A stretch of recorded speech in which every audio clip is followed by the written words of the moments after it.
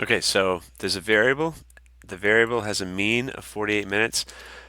So they're not talking about a sample mean. They didn't say the sample has a mean of 48 minutes, so we're left to assume this is the population mean. And a standard deviation of 22. So again, they didn't say it came from a sample, so I use sigma for the population standard deviation 20. Um, and then a sample size of 50, so they took n equals 50. And what is the probability that the average plane's ground stay for the sample would be greater than 55 minutes? Okay, so they want to know the probability that the sample mean is greater than 55 minutes. So when we fill out the things down here, the mean of the distribution that we're talking about, they told us up here, is 48. That's what goes here. But this is a little bit different. This is the standard error of the mean. That's what that notation means. So when you calculate a z-score to compute a probability here, you would take your x bar subtracted by the population mean, and it's not just sigma like you might have seen before. It's sigma divided by the square root of n. Okay, this is the standard error of the mean that you want to plug in here. So if I plug in the numbers they gave us, they want 55. They want us to calculate the probability at 55 is the sample mean. 48 is what they told us the population mean is. Sigma is 22. And then square root of 50 goes here.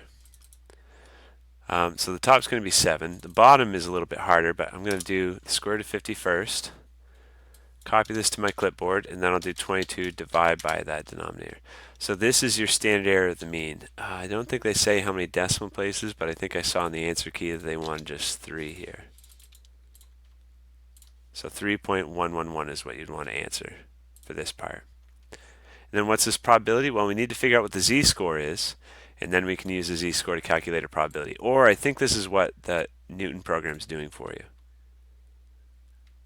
Wait, either way, you got to do a z-score. Okay, so 55 minus 48. And so in the denominator, I had 3.111. So when you plug all this into the calculator, you should get a z-score of 2.25 roughly. So if you drag your Newton calculator right here to 2.25, just make sure to click the right-tailed button because they're asking the probability that we're greater than something. So to be greater than something means you're to the right of it on the number line.